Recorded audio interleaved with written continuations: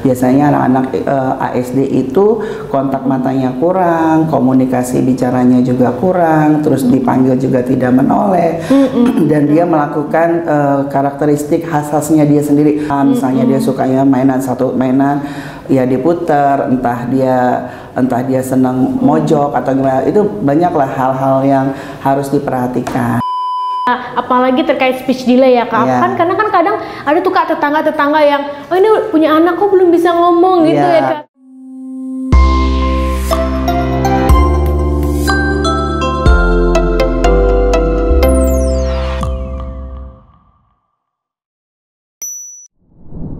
Halo Sobat RSPP, selamat pagi. Kembali lagi di episode Infus, informasi seputar kesehatan. Nah, Sobat RSPP, podcast Infus ini membahas terkait isu-isu kesehatan yang sering terjadi di RSPP.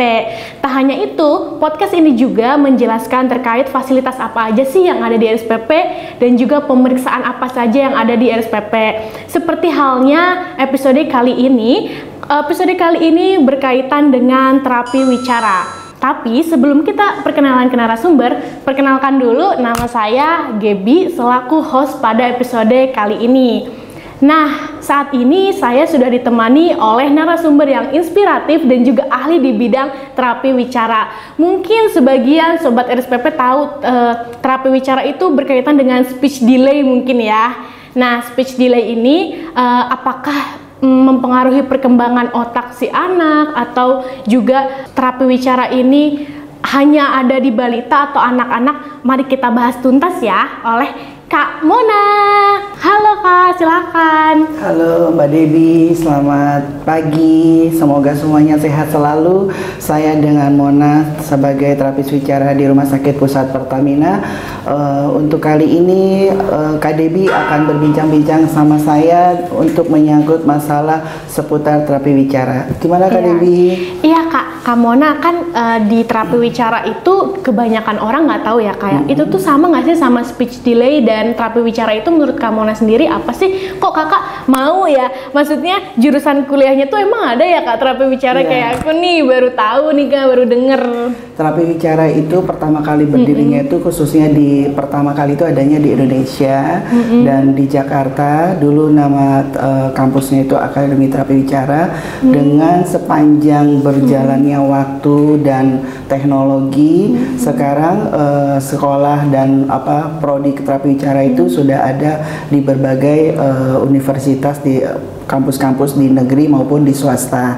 Ada di Surakarta, ada di Bandung, ada di Jakarta, ada di Padang, dan kemungkinan seluruh Indonesia nanti semuanya ada, karena sangat-sangat dibutuhkan seluruh Indonesia itu tenaga-tenaga terapis ya, khususnya di bidang wicara.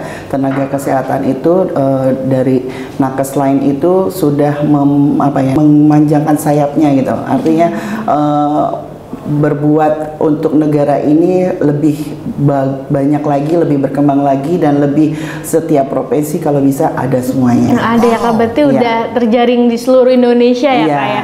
Oh, itu biasanya salah satu contoh kampusnya apa sih Kak, jurusan tunawicara? Kalau di Jakarta itu ada Akademi Terapi Wicara, kalau ada di Solo itu ada Poltekkes, Surakarta ada di Poltekkes Jakarta. Jadi kedepannya dari pihak ikatan sendiri juga akan membuat terobosan-terobosan untuk di setiap daerah itu, setiap provinsi itu ada.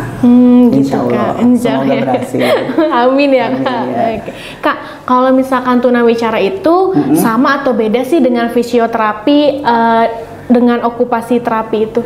Berbeda, kita sama profesi layanan kesehatan, cuman berbeda profesi. Kalau di fisioterapi itu sendiri melayani di bidang keterapian fisik, sementara terapi wicara itu di bicara dan bahasa dan lainnya. Kalau okupasi itu untuk sensori, motorik dan sebagainya. Jadi masing-masing tiga profesi ini beda, tapi di rumah sakit kita itu adanya di ruang instalasi rehabilitasi medik. Jadi instalasi rehabilitasi medik itu membawahi ada 3 profesi untuk terapinya gitu. Kalau dari terapis wicara sendiri itu biasanya dari usia bayi sampai usia lansia. Jadi dari mulai anak-anak sampai dewasa. Untuk kasusnya tentunya yang berbeda-beda gitu.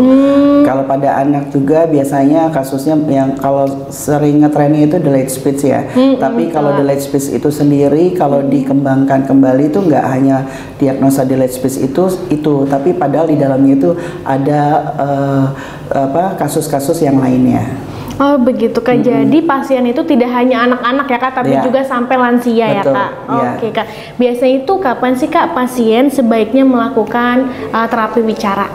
Ya, biasanya kalau pasien melakukan terapi bicara itu tergantung kebutuhannya. Dan biasanya juga andai kata misalnya kalau pada kondisi anak gitu ya, orang tua merasa khawatir, merasa ada sesuatu yang kok anak saya belum bisa ini, belum bisa itu, belum dan sebagainya, otomatis orang tua itu akan pergi ke dokter spesialis anak, ya kan, untuk memeriksakan anaknya, untuk men-screening apakah memang anak ini butuh untuk layanan terapi bicara atau tidak gitu. Dan kalau dewasa juga sama, biasanya berhubungan kan dengan dokter spesialis. Dewasa itu bisa dari ke dokter THT, bisa dari dokter saraf, bisa dari dokter onkologi, dari dokter jantung juga bisa, spesialis yang membawai di bidang khususnya saraf dan neuromuskuler lah ya, otak gitu. Oh begitu Kak. Ya. Nah biasanya faktor-faktor utama itu untuk tahu nih si anak itu ternyata harus melakukan terapi bicara itu selain speech delay itu ada faktor lain nggak sih Kak? Faktor lain dari lingkungan eksternal maksudnya? Iya betul. Ya ada, kalau anak-anak itu untuk tumbuh perkembangan anak itu kan pertama dari faktor internal dan eksternal. Nah ada dua ya. Ada dua ya. Kalau misalnya faktor internal itu biasanya anak itu kebiasaan sehari-harinya, apakah ada stimulasi dari orang rumahnya atau dari yang menjaganya ya, atau asistennya lah ya, asisten rumah tangga. Apakah anak itu aktif atau anak itu pasif gitu. Kalau begitu juga dari lingkungan luar itu bagaimana dia bersosialisasi terhadap lingkungan, misalnya di satu taman atau sekolah gitu ya, playground gitu, anak-anak itu berkumpul kan biasanya kalau anak-anak lihat teman satu-satunya langsung senang, membaur gitu. Apakah dia dia cuma diam aja, ngeliatin aja, no respon. Nah itu kecurigaan itu kan biasanya dari keluarga atau dari lingkungan yang ada di anak tersebut akan memperhatikan, anak saya kok beda ya sama anak ini misalnya gitu. Jadi ada istilahnya ada kekhawatiran, itu biasanya suka orang tua itu suka menanyakan, suka konsultasi atau ya mungkin mencari, sekarang kan informasi banyak ya, bisa mencari informasi-informasi dan akhirnya bisa pergi ke dokter anak biasanya kalau anak-anak. Oh gitu Kak, mungkin contoh lainnya juga kalau misalkan si anak itu belum bisa menyebutkan nama-nama benda di sekitar mungkin ya Kak, itu betul, salah satu ya Kak? Salah satunya itu, dan biasanya juga anak-anak juga yang kesulitan menelan makan. Oh menelan makan itu berpengaruh ya Kak? Berpengaruh juga, biasanya anak-anak itu makan itu suka diemut, kadang-kadang anak itu freaky kan ya, ada mau makan, mau enggak, mau ini, semuanya itu ada di komponen anak-anak. Gitu. Oke, berarti sobat RSPP yang memiliki anak yang masih balita mungkin ya kayak atau batita yang tanda-tandanya speech delay, misalnya dia masih selalu ngemut ya Kak. Betul, ya Kak ya, terlalu lama, itu salah satu faktornya harus ke terapi bicara, langsung konsultasikan ya Kak. Atau pas ditanya nggak respon atau lama menjawabnya, dipanggil nggak menoleh misalnya gitu ya. Terus dimintakan tolong untuk diambilkan ini gitu, terus dia diam aja. Nah itu bisa untuk antisipasi. Oke, betul. Ya, untuk di screening, deteksi dini, screening dari mulai keluarga kecil dulu ya, maksudnya dari orang tua atau dari asisten pengasuh anaknya, gitu, itu bisa diperhatikan. Betul ya Kak. Kalau misalkan seperti anak-anak yang autis itu juga termasuk nggak sih Kak? Contoh lain dari terapi bicara itu atau speech delay itu Kak? Iya, kalau autis itu sendiri dia dengan sendiri ya, tidak masuk kategori ke speech delay, tapi autis itu dari ke ASD, jadi autistic spectrum disorder. Jadi memang dia ada mengalami gangguan pada perilaku, bahasa dan bicara pada anak tersebut. Biasanya anak-anak ASD itu kontak matanya kurang, komunikasi bicaranya juga kurang, terus dipanggil juga tidak menoleh, dan dia melakukan karakteristik khasnya dia sendiri, sukanya apa, misalnya dia sukanya mainan mainan ya diputer, entah dia senang mojok atau gimana, itu banyaklah hal-hal yang harus diperhatikan. Oh gitu Kak, iya sih, saya juga sempat baca nih Kak, katanya sih menurut penelitian dari Ikatan Dokter Anak Indonesia, prevalensi anak speech delay itu 5-8% Kak. Artinya berarti dari 5-10 anak itu dari 5-100 anak itu ada sekitar 10 anak tuh yang masih preschool yang speech delay zaman sekarang ya. Apakah itu faktor orang tua tadi juga Kakak sudah jelaskan, internal dan eksternal, atau faktor lain seperti sering main gadget? Itu kan jadi anak tuh introvert ya Kak ya. Nah itu berpengaruh nggak sih Kak kalau anak selalu main gadget tuh? Ya sangat pengaruh ya. Jadi ya, kalau untuk kelamaan main gadget itu biasanya anak juga jadi males komunikasi males bicara. Terus akhirnya dia berbicara, berinteraksi dengan handphone. Nah biasanya anak-anak itu kan sukanya nonton film-film kartun atau apa, akhirnya sehingga dia meniru ucapannya yang ada di kartun. Itu kalau biasanya anak-anak autis itu kalau nonton itu bisa dia mengikuti dan bisa berbahasa Inggris, bahasa yang lain, tapi bahasa Indonesia padahal belum bisa. Iya, berarti agak berpengaruh ya Kak. Sangat pengaruh sekali. Oke Kak, misalkan manfaat dan tujuannya pasien melakukan terapi wicara itu untuk apa sih Kak? Tindakannya untuk melakukan terapi wicara itu ya pertama untuk preventif juga, ya kan, lebih baik anak atau dewasa ya, anak dewasa itu mengalami kesulitan itu yang harus kita tangani sehingga dia mampu dan bisa beradaptasi atau dengan lingkungan itu secara normal gitu loh. Jadi kadang-kadang kan misalnya kalau yang dewasa ada rasa minder atau ada rasa khawatir apa cemas gitu. Misalnya yang tadinya normal terus tiba-tiba dia ada masalah kelainan kayak gitu. Jadi ya itu lebih ke arah keseharian kegunaannya itu dia lebih mandiri, lebih percaya diri, lebih ya untuk kembali ke normal, lebih aktif lah, lebih bisa untuk bisa diterima di masyarakat dan dia bisa menerima dengan kondisinya dia apapun itu. Gitu. Oke Kak, iya intinya bisa menstimulus perkembangan otak juga ya Kak ya. Betul. Oke. Kak, di RSPP ini kan udah ada nih poli untuk terapi wicara. Nah itu lokasinya di mana sih Kak? Karena kan kita masih RSPP Ribbon ya Kak.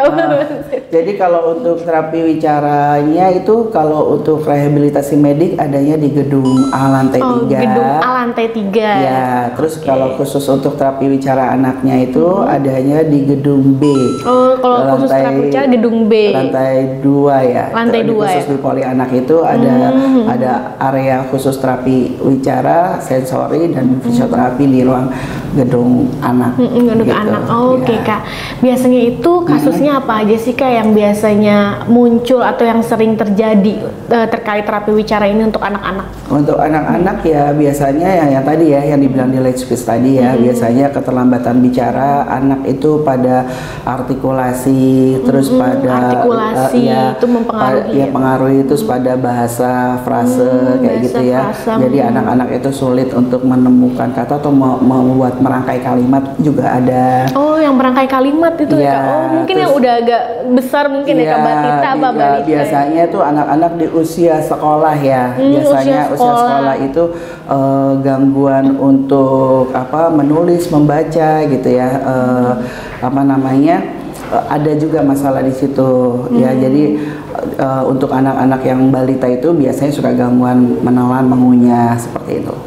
Nah, itu pembahasan yang sangat menarik oleh Kak Mona. Tapi sebelum kita lanjut, mari kita simak tayangan berikut ini ya, Sobat RSPP.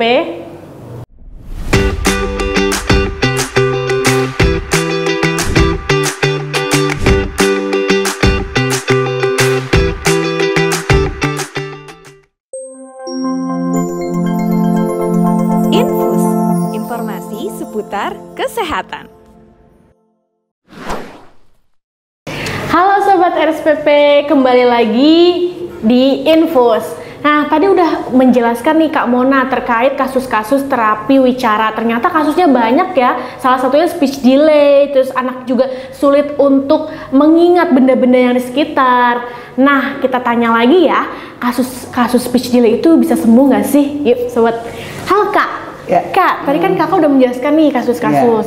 Nah, itu tuh biasanya kasus-kasus dari balita sampai lansia itu biasanya bisa sembuh nggak sih, Kak? Kalau untuk balita itu sendiri ya selama ini yang saya tangani, selama ini yang saya pegang kasus anak dan dewasa sih alhamdulillah banyak yang sembuh.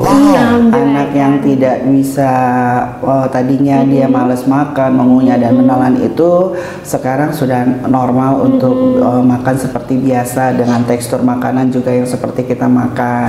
Terus bicaranya juga jauh lebih baik gitu ya, artikulasinya lebih jelas.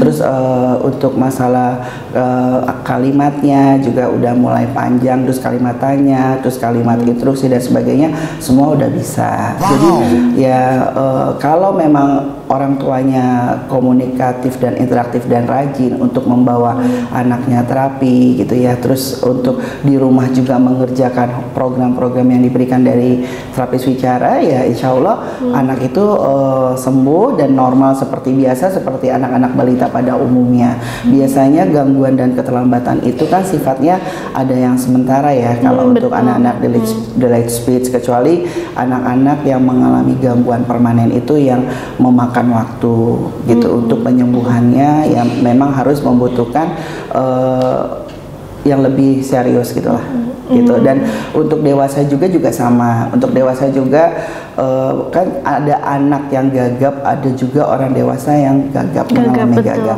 Nah itu juga sama, itu efektivitas untuk kesembuhannya dia untuk berbicara tidak gagap kembali itu juga alhamdulillah banyak gitu ya.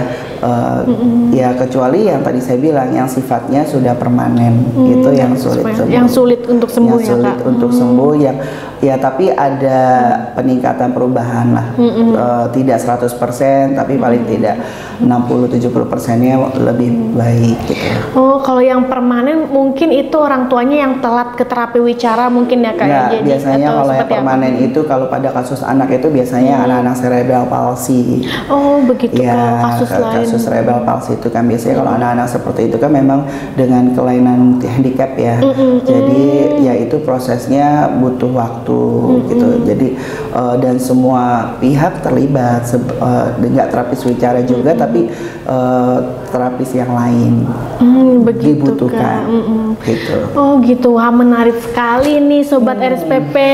Ini bener-bener sebagai orang tua ini kita perannya tidak terputus ya dari mulai melahirkan, mengandung sampai membesarkan anak ya Kak. Wah ini juga salah satu episode yang penting ya Kak, karena kita harus mengenali lebih jauh potensi atau perkembangan anak dari usia bayi, balita, batita, apalagi terkait speech delay ya Kak. Kan karena kan kadang ada tuh Kak tetangga-tetangga yang oh ini punya anak kok belum bisa ngomong gitu ya Kak. Oh ini speech delay mungkin, padahal kan itu mungkin belum tentu juga speech delay ya Kak. Maka itu harus segera dikonsultasikan ke terapi wicara. Nah seperti di RSPP ada poli terapi wicara tadi di gedung B ya Kak ya. Di gedung B lantai 2. Oke Kak, berarti peran keluarga ini sangat penting ya Kak ya. Orang tua tuh harus interaktif, harus sering dekat dengan anak ya Kak ya. Atau mungkin kalau udah ada tanda-tanda yang seperti Kakak sebutkan tadi ya sobat RSPP, kita harus langsung aja ke dokter anak dan juga langsung ke terapi wicara. Nanti dokter anak akan langsung mengarahkan ya Kak ya ke terapi wicara seperti itu. Oke Kak, mungkin apa ya kata-kata terakhir supaya anak-anak di Indonesia ini mengurangi angka speech delay-nya Kak. Oh iya.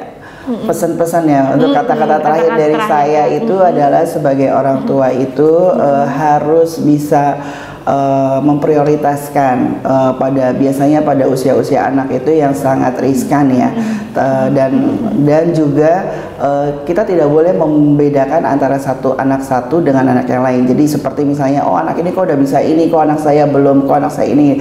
Nah karena pada dasarnya perkembangan untuk anak-anak itu semua anak yang ada di Indonesia perkembangan anak itu beda-beda gitu ya. Jadi progresnya walaupun secara teori itu perkembangan batas usia 0 bulan sampai sekian bulan, misal 0 sampai 6 bulan sampai 10 bulan dan seterusnya itu memang sudah ada pakemnya dari teori, tapi untuk aplikasi di lapangannya prakteknya belum tentu sama. Nah jadi sebagai orang tua itu paling tidak harus punya sense of feel-nya gitu untuk anak ini loh, kok ini anak saya kayak gini gitu. Ada rasa pertama curiga gitu loh, curiga apakah ini ya, apakah ini enggak sih, tapi diperhatikan karena setiap menit setiap saatnya itu kan dia selalu berkembang dan selalu berubah-ubah. Nah nanti pada saat tertentu di umur sekian gitu, misalnya umur 2 tahun atau umur 3 tahun, nah itu baru lihat, oh kok ini kok beda ya gitu, ada sesuatu yang dirasanya kok nggak seperti anak biasa gitu. Nah itu boleh untuk menjadikan apa ya namanya sebagai bahan pertimbangan. Betul Kak. Oke Kak Mona, terima kasih atas penjelasannya.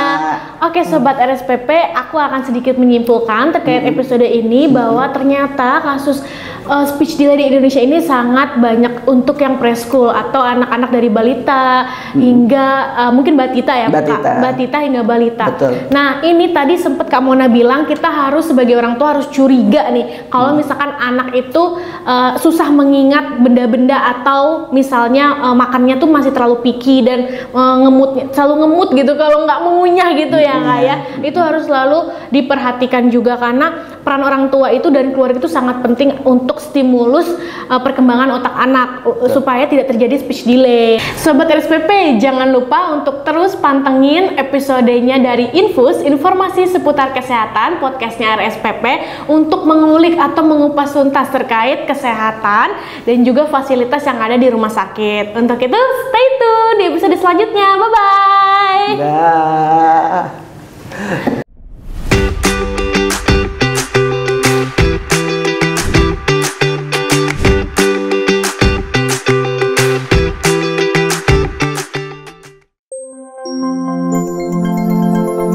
Infus, informasi seputar kesehatan.